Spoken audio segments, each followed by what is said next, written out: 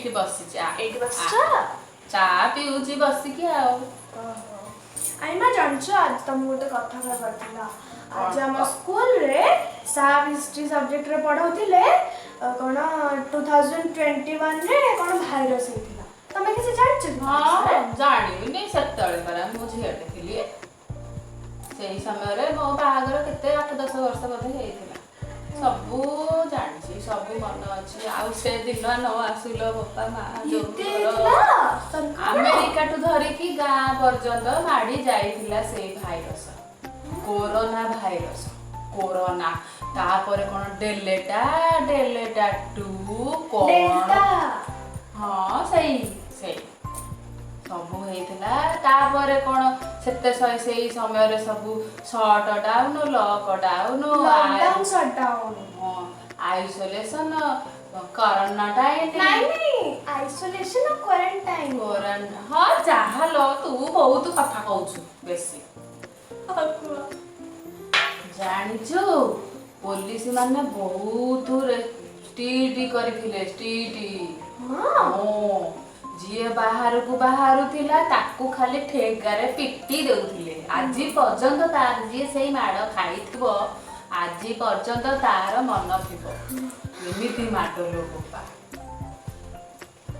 ଆଉ ଡକ୍ଟର ମାନେ ବହୁତ ଥିଲେ, ବହୁତ ସେବା କରୁଥିଲେ। ସେମାନଙ୍କ ପାଇଁ କେତେ ଲୋକ ଭଲରେ ବଞ୍ଚିଥିଲେ। ସେଇ ସମୟରେ ଘରେ ଘରେ ବ୍ୟାପି ଯାଇଥିଲା। କ'ଣ ନାକରେ ଗେଞ୍ଜିକି ପାଟିରେ ଗେଞ୍ଜିକି ଟେଷ୍ଟ କରୁଥିଲେ, କୋରୋନା ଟେଷ୍ଟ। କ'ଣ ପଜିଟିଭ ନେଗେଟିଭ, ଯିଏ ପଜିଟିଭ ହଉଥିଲା ସିଏ ମେଡିକାଲ ଯାଉଥିଲା ଆଉ ମେଡିସିନ ଖାଉଥିଲା। ଘରେ ଆଇସୋଲେସନ, ହୋମ ଆଇସୋଲେସନ, ମୋର ଏବେ ମନେ ପଡ଼ିଲା, ହୋମ ଆଇସୋଲେସନ ହେଇକି ରହୁଥିଲେ। ଆଉ ଯିଏ ବେଶୀ ସିରିୟସ୍ ହଉଥିଲେ ସେ ସବୁ ହସ୍ପିଟାଲ ଯାଉଥିଲେ।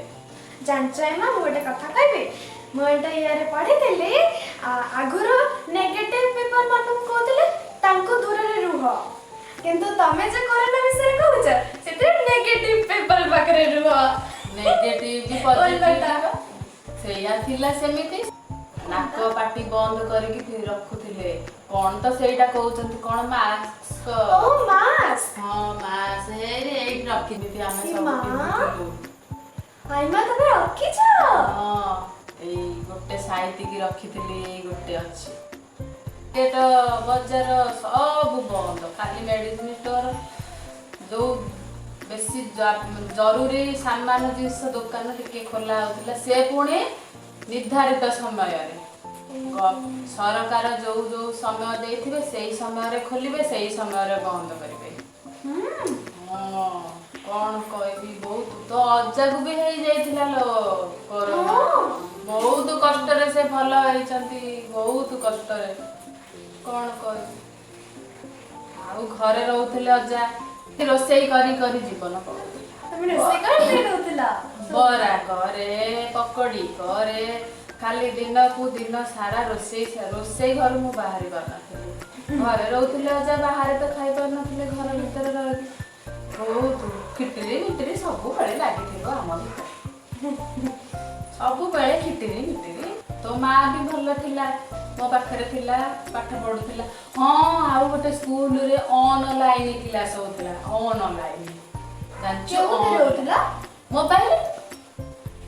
ମୋବାଇଲରେ ଅନଲାଇନରେ କରୁଥିଲେ, ସବୁ ଘରେ ବସିକି ପାଠ ପଢୁଥିଲେ।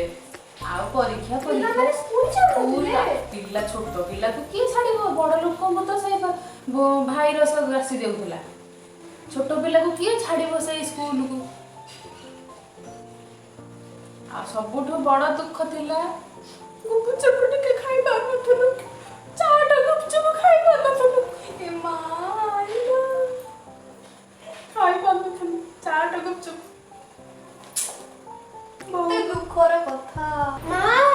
ମା କ'ଣ ହେଲା ଜାଣିଛୁ, ଆଜି ନା ଆଇମା ମତେ ସବୁ ଯୋଉ 2021 ସବୁ କ'ଣ ହେଇନଥିଲା ରୋଗ, କୋରୋନା ଭାଇରସ, ତା ବିଷୟରେ ସବୁ କହିଲେ। ସବୁ ଶୁଣିଲୁ? କେମିତି ଲାଗିଲା, ଡର ଲାଗିଲା ନା? ଆଉ ହାତ ଦେହ ତ କହିଛନ୍ତି, ହାତ ସାନିଟାଇଜ ନାଇଁ ତ ସେମିତି କଥା ତ କିଛି କହିନା। ମା ବୟସ ହେଲାଣି ମାଙ୍କର ଆଉ ମନେ ପଡୁନଥିବ ଆଉ। ହାତ ଧୋଇ ଧୋଇ ନା ଆମେ ପୁରା ହଇରାଣ ହେଇଯାଉଥିଲୁ। ସାନିଟାଇଜ କରୁଥିଲୁ ହାତ ବାରମ୍ବାର, ଯୋଉଠି ବି ହାତ ମାନେ ଛୁଇଁବେ ଆମେ ଛୁଉଁଥିଲୁ ହାତକୁ ସାନିଟାଇଜ କରୁଥିଲୁ। ସାନିଟାଇଜରରେ ହ୍ୟାଣ୍ଡ ୱାଶ କରୁଥିଲୁ ବହୁତ ଥର। ଆଉ ଜାଣିଛୁ ଦୁଃଖ କଥା, କୌଣସି ଜାଗା ଆମେ ଯାଇପାରୁନଥିଲୁ, ସବୁ ବନ୍ଦ ଥିଲା। ଭୋଜି ବି କିଛି ହଉନଥିଲା, ଭୋଜି ହଉନଥିଲା। ଏଇ ସବୁ ଆଈ କହିଥିଲେ। ନାଇଁ ତ ଏମିତି କିଛି କହିନଥିଲି। ବୟସ ହେଲାଣି ଭୁଲି ଯାଇଥିଲେ ଆଉ। ହଁ ଯା ହାତ ଗୋଡ଼ ମୁହଁ ଧୋଇକି ବସ, ଖାଇବୁ। ଯା ଯା।